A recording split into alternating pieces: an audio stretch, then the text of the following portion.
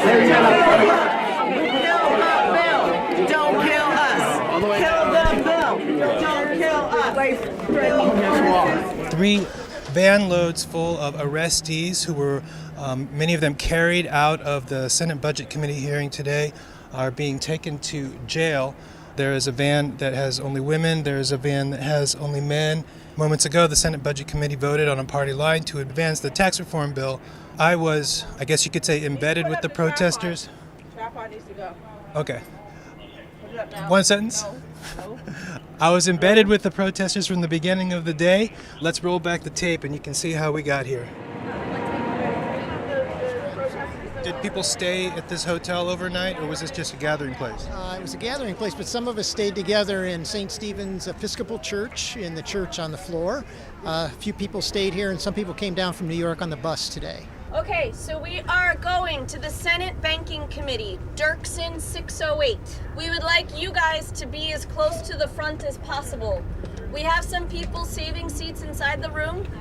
Megan from Justice and Access Initiative, who is over there now, is going to start chanting at some point. She's probably going first, yeah. No, I think she's going first, and I'm going second, because she's going as support to Megan and Mari are going to go first, but then you're going to... Sorry, Yeah, what was the that's question? I'm terrified. I'm scared. I mean, nervous. Okay, so when I first met you, you were advocating for the health of your daughter. Your sign was very moving, and that's why we met. I interviewed you. And now you're here to fight against tax reform. Is it because of the provision that was added by the Senate to repeal the individual mandate, or do you also care about tax reform? It's a lot of things. I do care about tax reform because the student loan deduction is big for me and my husband, but the reason why I'm willing to disrupt a hearing over it is my daughter. If the ACA is dismantled, then she can't have access to health care. If the deficit is huge and they cut Medicaid, then she loses access to health care. There are going to be drastic cuts to Medicaid to help pay for the tax cuts to the wealthy. These cuts will affect my friends. I'm not on it myself, but a lot of disabled people are.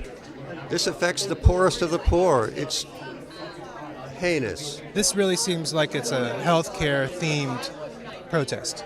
I would have to agree with that. You may be able to find people who have their different concerns, but the center of this for us is healthcare.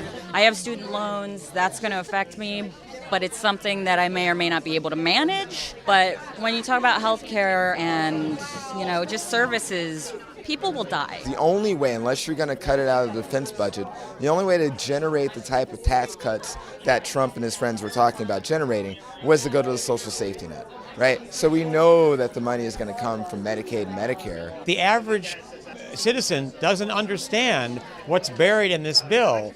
Homeowners deductions, electric cars, clean energy, higher education, so many things are going to be destroyed by this bill, and it's all just where can we find more money to give to the rich. Some of my colleagues at TYT Investigates asked the White House to explain how this team of billionaires and their families that Donald Trump has chosen to run our government don't have financial conflicts of interest with a bill like this.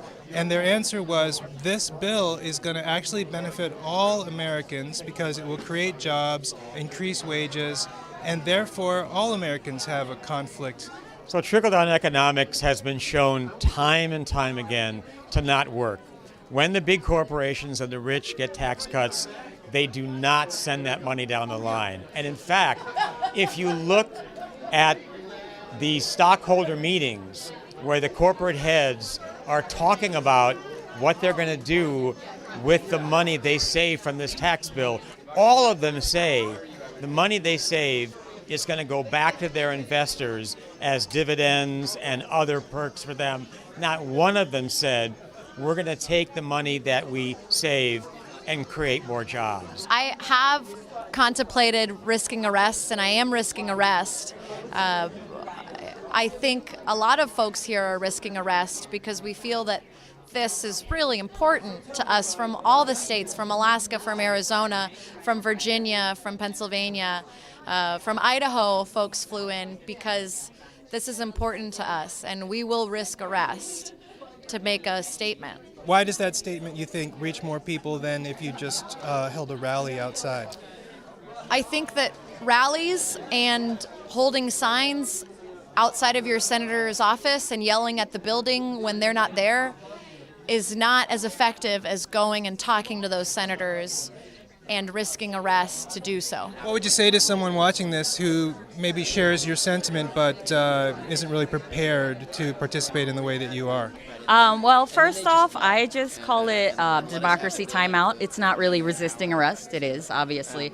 But the majority of it is just paperwork. It's not as scary as people want you to believe, and the end result is absolutely worth it if we win this fight. I was speaking to a friend last night. He said, "Why are you going down? I thought you were a healthcare activist." And I said, "You don't know that this bill will do more damage to healthcare than the Obamacare repeal would have done? It's going to destroy Medicare, destroy Medicaid, destroy the ACA, and dozens of other programs." There's an if-then statement that people have to understand, right? If $1.4 trillion are added to the debt over 10 years and we have to borrow that kind of money, then what? Then there will be $28 billion in Medicare cuts automatically next year and for every year thereafter. So a number of critical social programs will be cut, and plus tax deductions for essential other programs will be cut. $25 billion right off the bat is going to be cut from Medicaid. Another $25 billion will be cut from Medicare. So I could lose my personal care and not be able to, and not be able to get out of bed in the morning.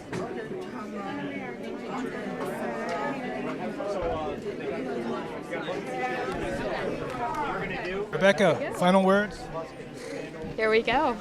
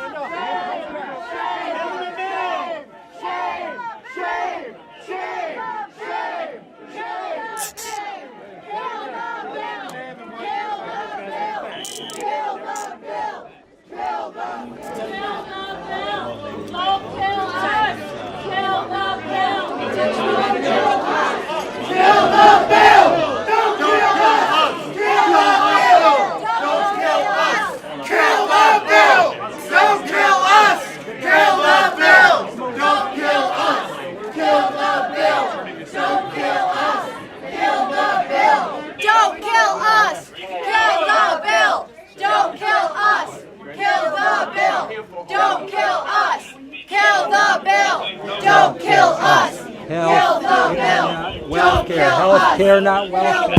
Don't kill us! Kill the bill! Don't kill us! Kill the bill!